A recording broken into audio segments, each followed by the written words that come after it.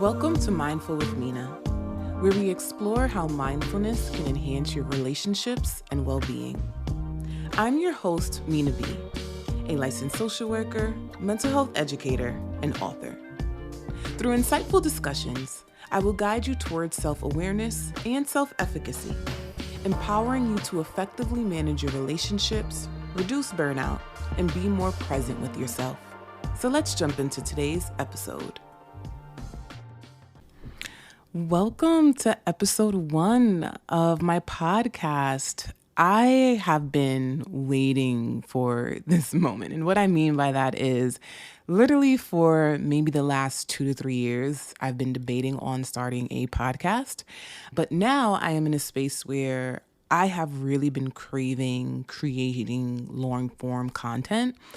And so here we are. I figured, why not start now? For those of you who may not know me, my name is Mina B. I'm a licensed social worker, mental health educator, and author of the book Owning Our Struggles. And I have been releasing content on social media, primarily Instagram, since 2014, which is when I graduated from New York University with my master's in social work to pursue therapy. And so since then, Instagram has been my main platform, and it's been wonderful. I started that platform because I wanted to create mental health resources to help, one, destigmatize mental health in society, destigmatize mental health in the Black community, and two, because I also know as a therapist how inaccessible therapy is. However, fast forward, it's been years, and I'm really craving a space where I can have more nuanced conversations because, let's be real, you can't really do that on Instagram.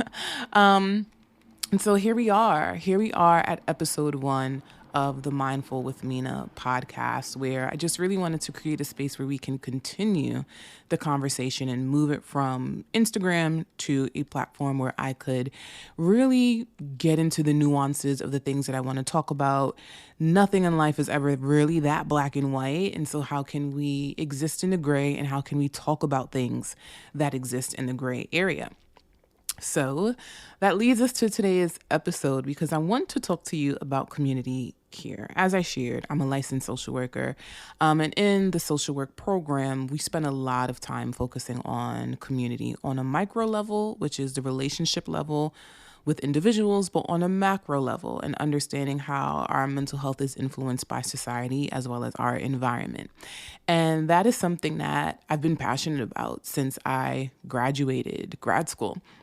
And so I continued to focus primarily on community care in my practice, but also in the work that I do. And so some of you may be familiar with my book, Owning Our Struggles. But for those of you who are not familiar with it, I released a book titled Owning Our Struggles, A Path to Healing and Finding Community in a Broken World on August 22nd, 2023. And the core premise of my book is how to heal from trauma through community care, and really helping people understand that relationships are generally the place where ruptures take place, but relationships are also the place where healing takes place. And so how can we really learn how to engage in we-focused healing?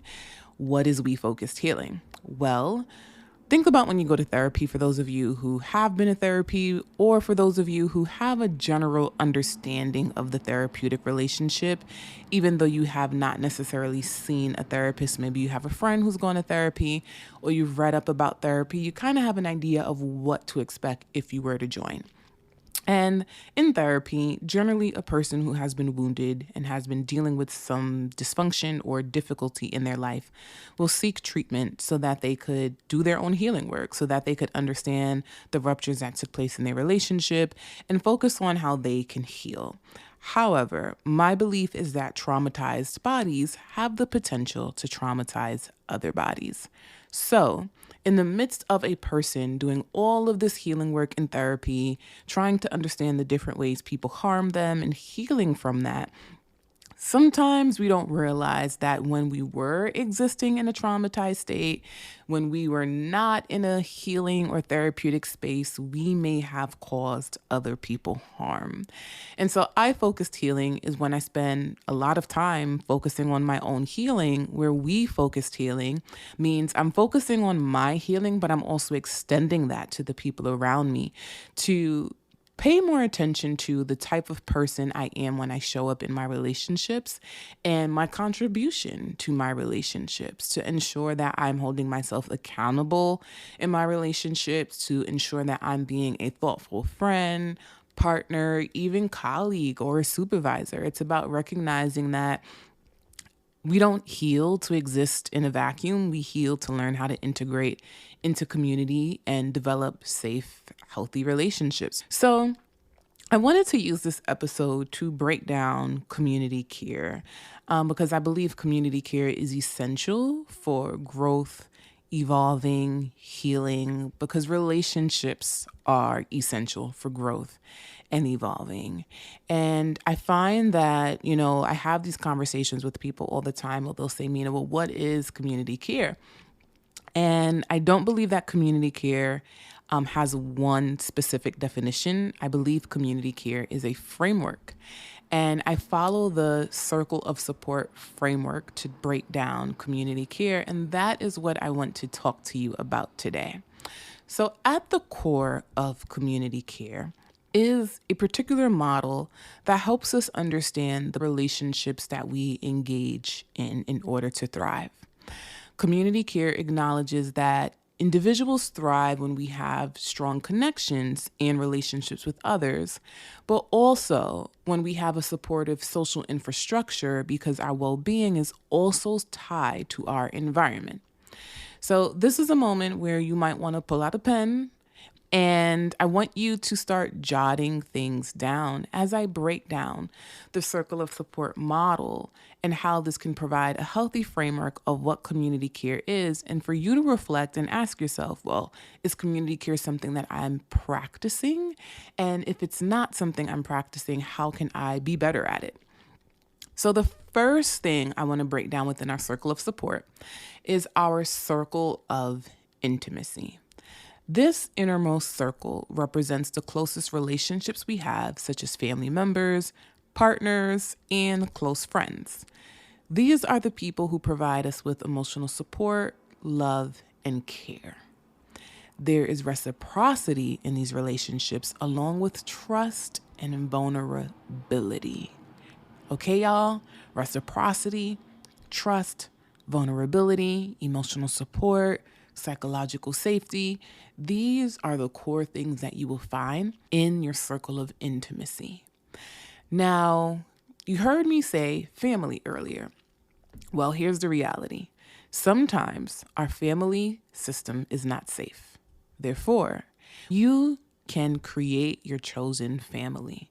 It is okay if you realize, you know what, Mina, as you talk about circle of intimacy and say things like reciprocity and trust and safety, I don't get that from my family. And so I want you to think about who you get this from, because our intimate relationships are the relationships that help us flourish. They're the relationships where we can come into these spaces and feel seen and feel heard and know that we are going to be nourished when we're around this person and we're going to be loved regardless of the mistakes that we make, when these people are going to love on us and uplift us as individuals. And so when you think about your circle of intimacy, I want you to think about 3 people that you think may fit in this particular domain. Now let's move on to the second domain, which is your circle of friendship.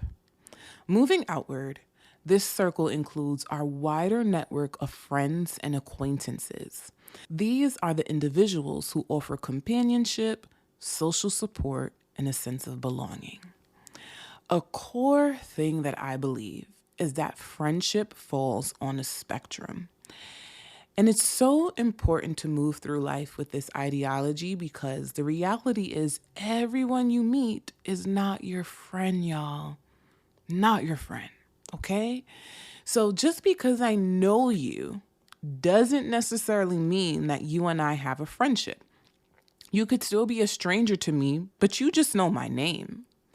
You could be a stranger to me and we happen to know the same people, but that doesn't necessarily mean that we are friends. You and I could have hung out maybe once or twice, maybe had a phone call every now and then, but maybe you're just an acquaintance.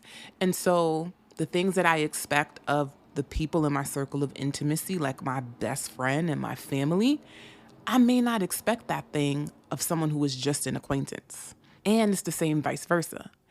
If I feel like I'm more of an acquaintance to you, then I'm going to treat you accordingly. And so it's really important for us to take a step back when we think about friendship, because I think of this quote that U.S. Surgeon General Vivek Murthy shares in his book, Lonely Together. He talks about how loneliness is like a hunger and a thirst. And I don't know about y'all, but I know when I'm really, really hungry, especially if I go to a restaurant, I'm like, can somebody bring me a basket of bread? And I'm waiting and I'm now hungry. And I'm just like, okay, I need another basket of bread. I want a second drink because I am just so starved that I will fill myself with anything you put in front of me. And I haven't even gotten to my main course yet, which is the reason why I'm here. And when I think of loneliness in the context of friendships, some of us can be so lonely that we'll meet someone and assume that because we vibed well together, you're my bestie now, or you're my close friend now, instead of allowing space to see if this person even deserves to be in your circle of friendship. How has this person earned a right to now be upgraded to your circle of intimacy? And so when we're thinking of friendship, it's okay to remember that friendship falls on a spectrum. You're getting to know someone. And when you get to know someone, depending on how they show up in that relationship, will help you determine how you grow together. And is this person going to continue to be just an acquaintance? Is this person who's just going to be my social friend who I call when, hey, this movie just came out, want to go see this movie, or want to have brunch, and the last time we had brunch was 3 months ago, and that's okay because that's the nature of our relationship, versus somebody who I'm really, really close with, someone who knows everything about me, the person who knows all my business, that is my close friend. So I want you to be thinking about this spectrum, and I want you to be thinking about the people in your life and where do they fit? Because sometimes we're also left disappointed, annoyed, and frustrated because we are asking our acquaintances to show up as if they're our best friends. And sometimes we feel really disappointed by that because we're not really looking at the spectrum of friendship. Now, I want us to move on to the third domain, which is our circle of participation. This circle represents our involvement in community activities, groups, and organizations. It highlights the importance of active participation and engagement with others in our community. So when you think of your circle of intimacy and you think of your circle of friendship, I want you to think about the people that you named and how you know them. Chances are you know them because you were a part of some sort of community system. You participated in some sort of system that allowed you to meet people. These systems could be maybe you met your partner when you went to university. Maybe they're your high school sweetheart. Maybe one of your really, really close friends used to be a former colleague, or you still work together, right? You are participating in some sort of social space that allows you to meet people. I believe our circle of participation is extremely important for our mental health and well being. And the reason why is because if I'm not participating in anything, if I am not being an active community member, if I am not doing the work of engaging in community, I won't have a circle of intimacy and I also won't have a circle of friendship.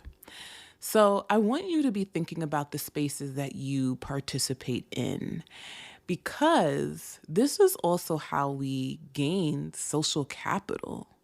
I believe, as I shared earlier, like I said, everyone is that you meet is not going to be your friend, but you might meet some people that you can network with. You might meet some people who can provide you with mentorship. You might meet some people who could invest in you in completely different ways and it just not be a friendship.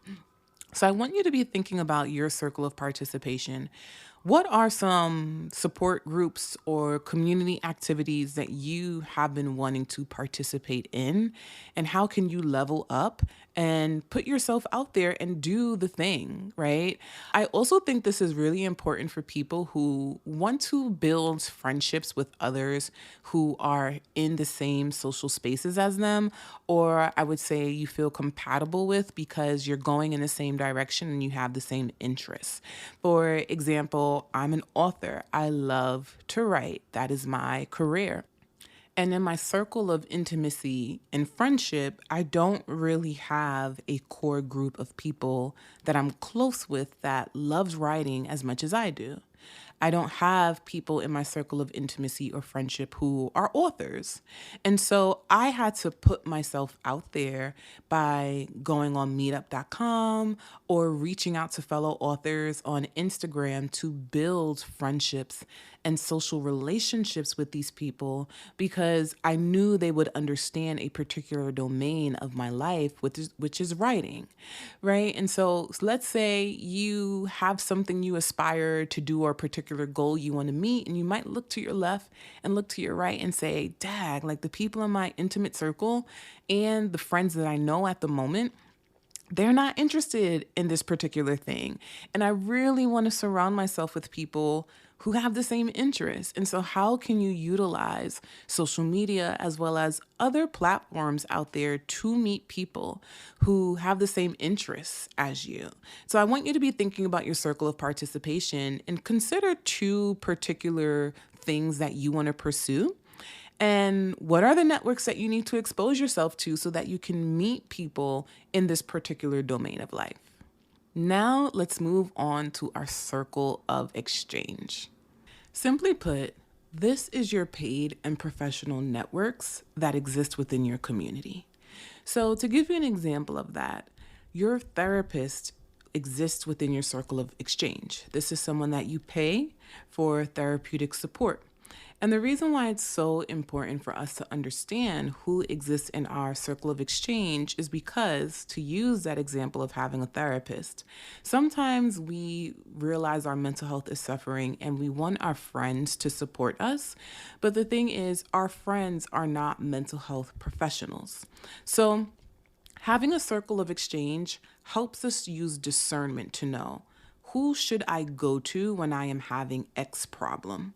If I stub my toe and I realize my toe is broken, I'm not going to call my friend to help me fix my broken toe. I will most likely go to urgent care or to the ER because that is the person that exists within my paid and professional network. And this thing exists in my community so that I could have mental health care, physical care, and have my needs met in a particular way that the people in my circle of intimacy cannot show up for me. So I want you to be thinking about who exists in your paid and professional networks. And that is because our social infrastructure is important. Being able to rely on resources that exist in your community also plays a role in your mental health. Is there a gym? Is there a spa? Is there greenery? Are there parks that you can walk around in, right? I want you to be thinking about the things that exist around you and how that can also be a part of your mental health toolkit. When you need to take care of yourself, when you need to enhance your well-being, sometimes the people in our circle of intimacy and circle of friendship may not be sustainable or useful depending on what we're dealing with. But when we recognize who exists in our circle of exchange, we can now use discernment to know who takes care of what. So that is what our circle of support is. I'm going to break those four things down for you again. The first domain is your circle of intimacy. The second domain is your circle of friendship. The third domain is your circle of participation. And the last domain is your circle of exchange. That's all for today's episode. Thank you for tuning in. If you enjoyed what you just listened to, please take a moment to rate and review this podcast on your preferred platform.